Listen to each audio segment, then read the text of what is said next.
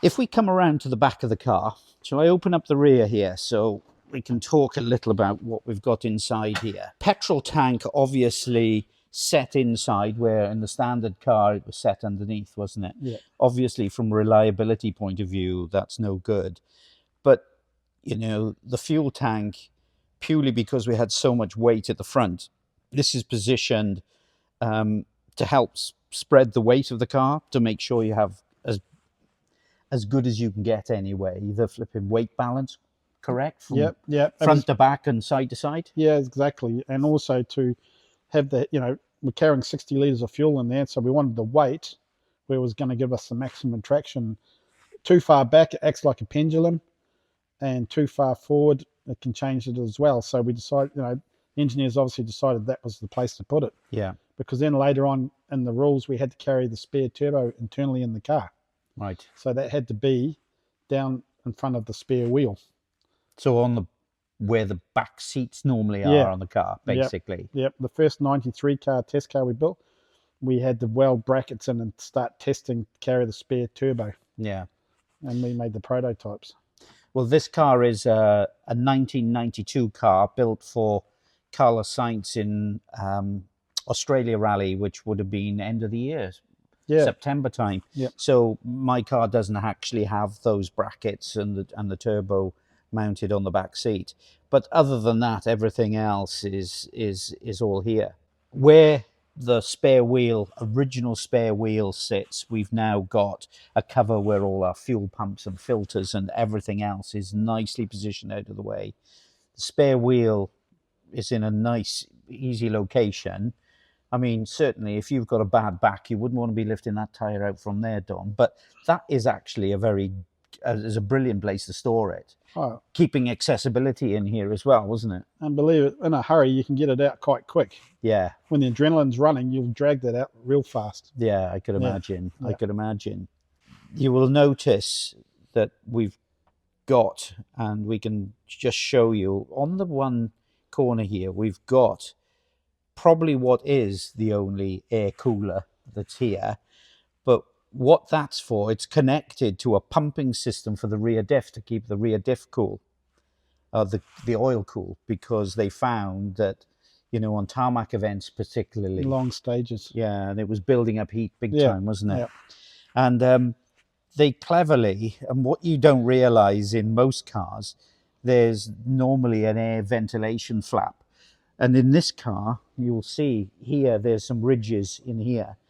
It lets air, when you shut the door, bang, the air can get out of the car to allow you to slam the door to stop that vacuum pressure, not vacuum, I don't know what you'd call it, but the pressure buildup in the car, help you shut the door. And keeps the car sealed. Yeah.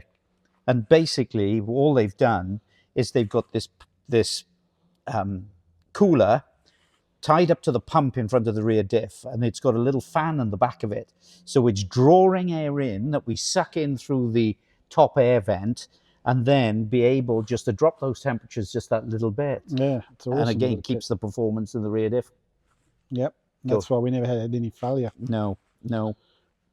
I mean, the suspension, all the suspension pickup points and everything has all been beefed up on a TTE car, haven't they? Totally. And the top mounts can take a lot of punishment, as you could imagine.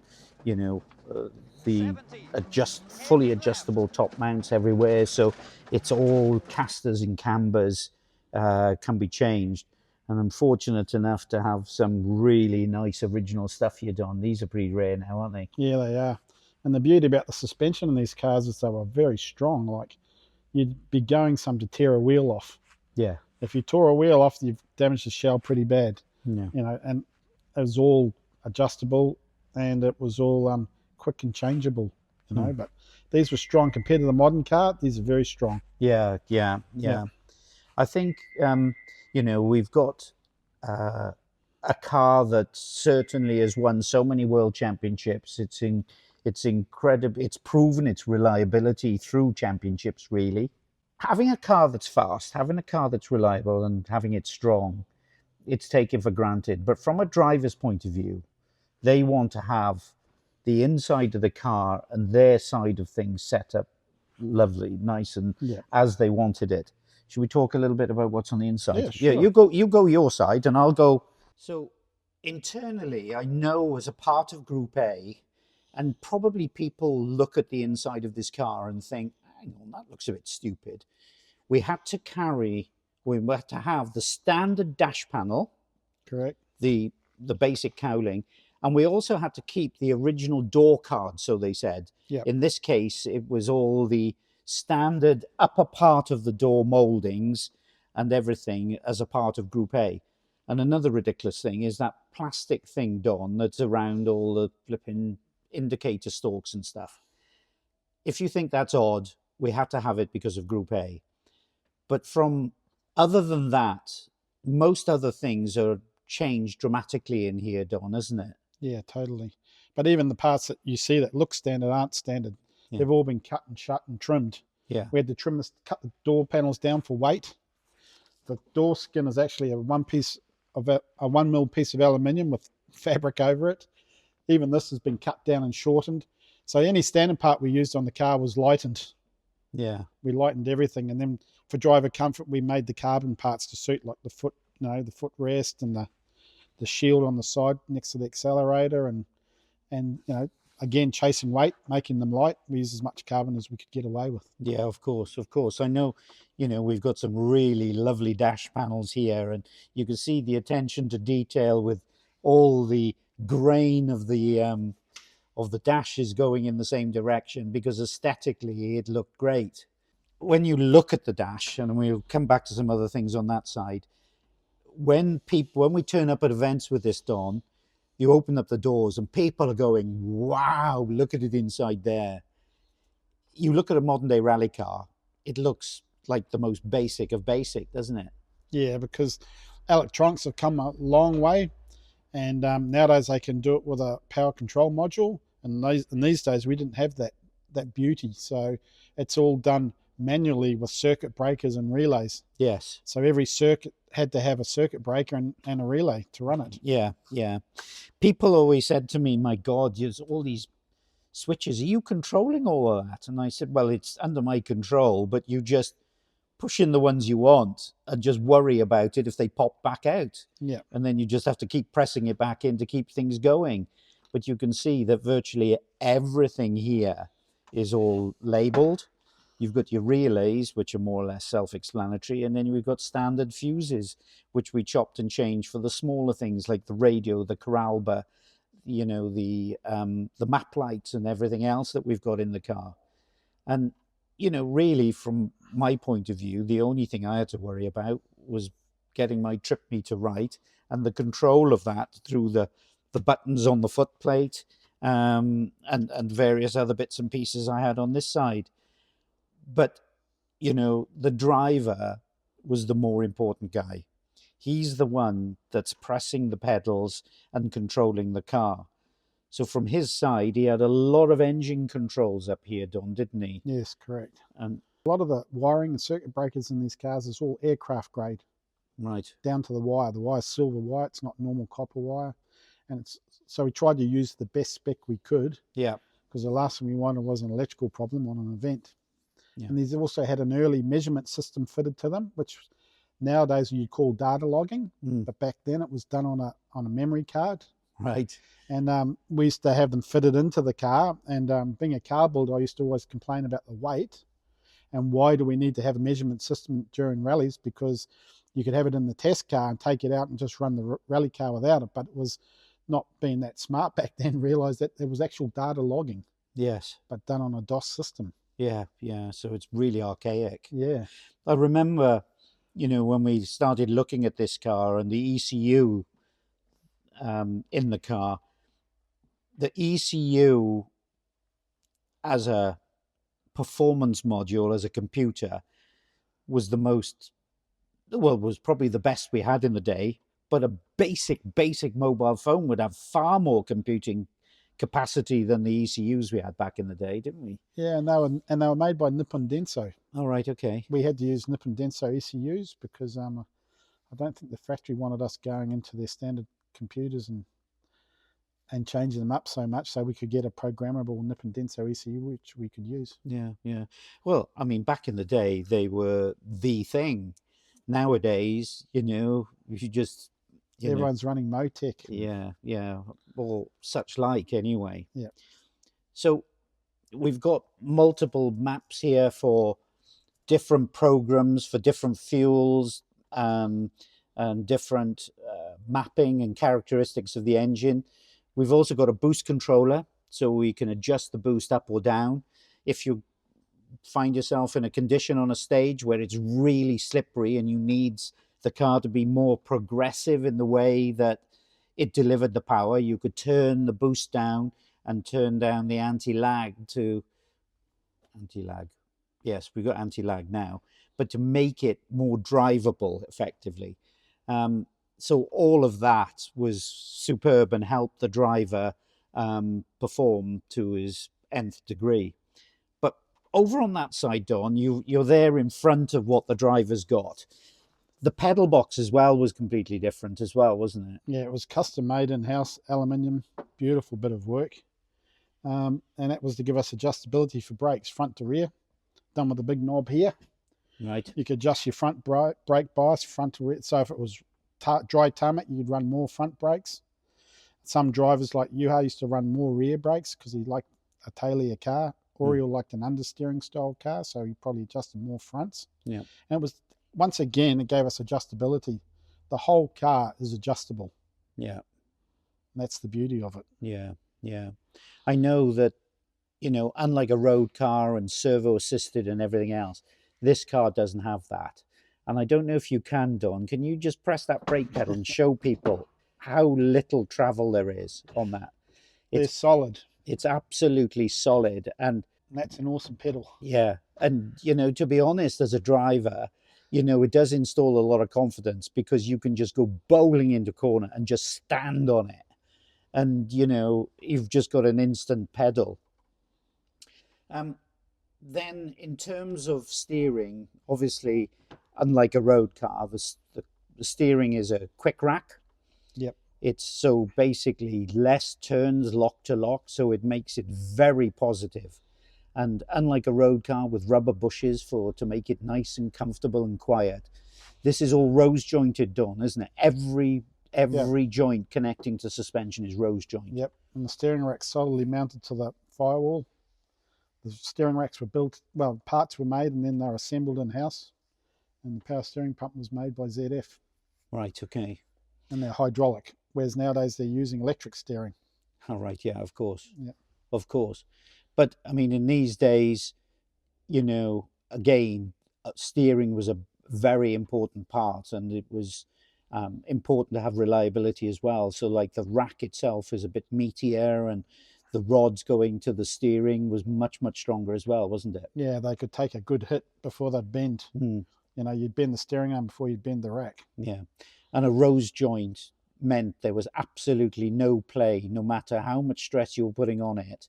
It was instant direct, wasn't it? So you turn the wheel a fraction, it turns. Yeah.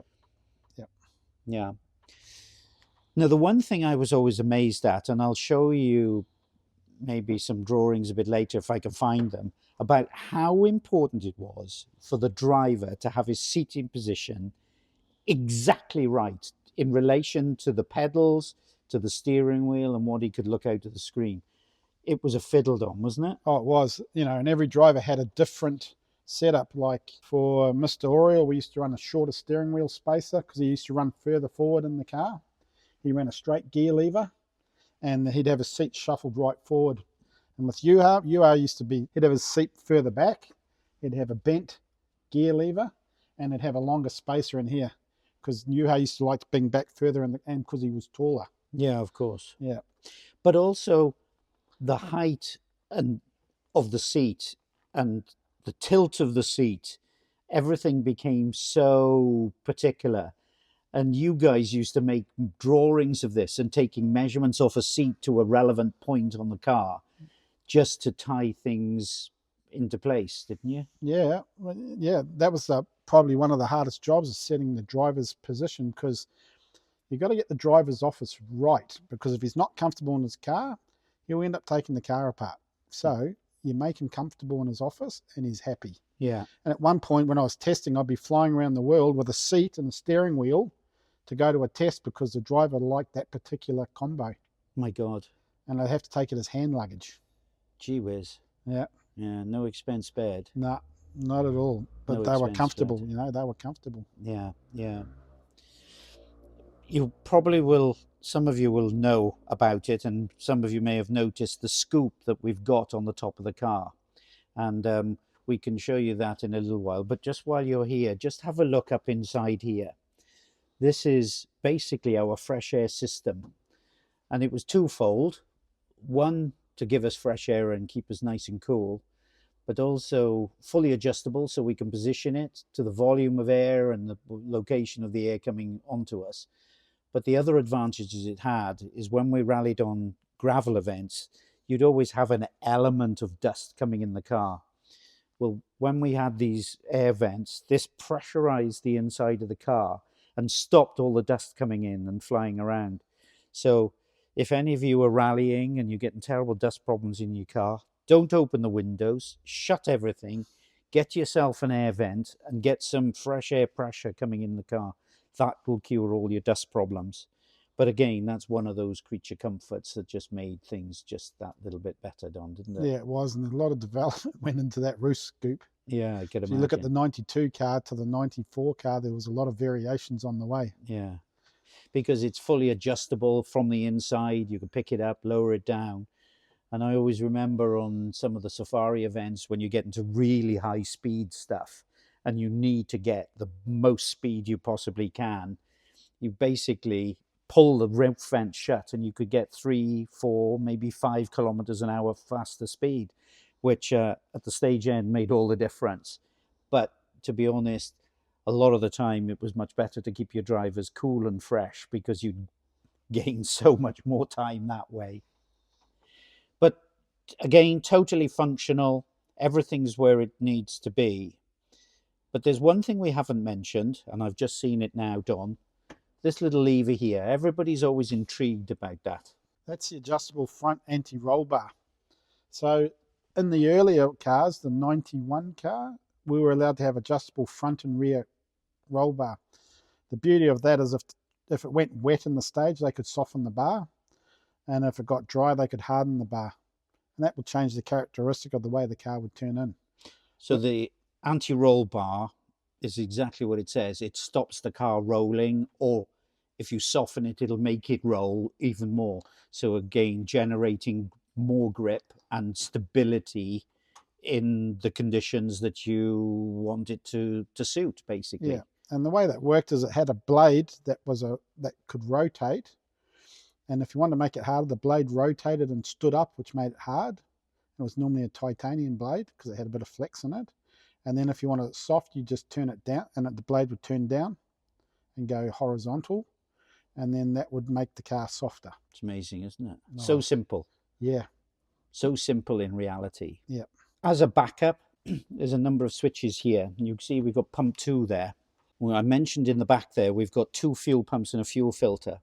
If for any reason you had one fuel pump that started playing up, or you had a bit of a misfire coming, basically the first thing you try, you just literally whack that switch and it'll switch the power over to the second pump. And then you should go back to optimal fuel pressure and help the car perform that much better. You know, these are more or less standard for most rally cars now.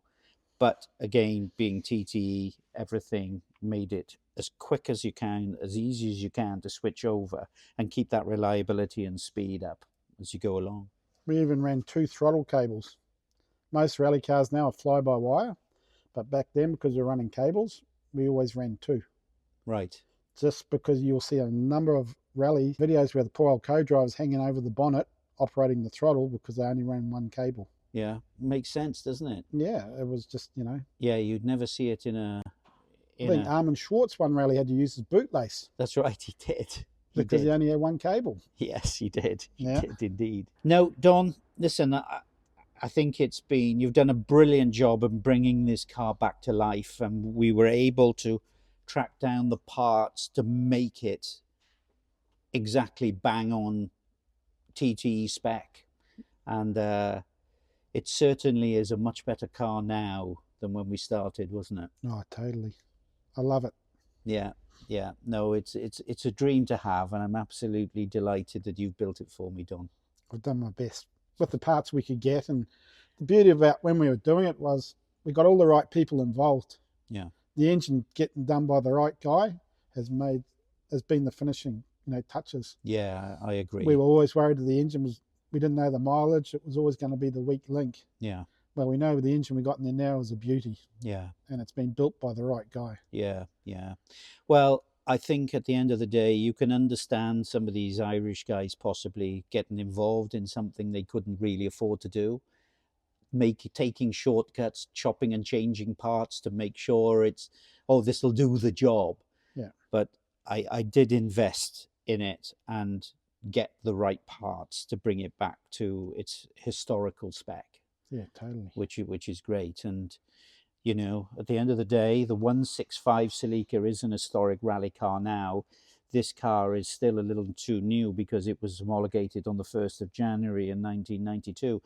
But in 2026, it is a legitimate historic rally car. So maybe I'll keep hold of it until 2026 and think about selling it. Maybe it'll be worth a few quid more. Maybe we should be out using it. Yeah, well, yeah, I do use it now, and we're out in Eiffel Rally in August with it again. I think these kind of events are brilliant just to lubricate everything and, you know, get me sweating and get my adrenaline flowing again. Yeah, I love it, Don. I think it's brilliant. Thanks for all your help, mate. Welcome.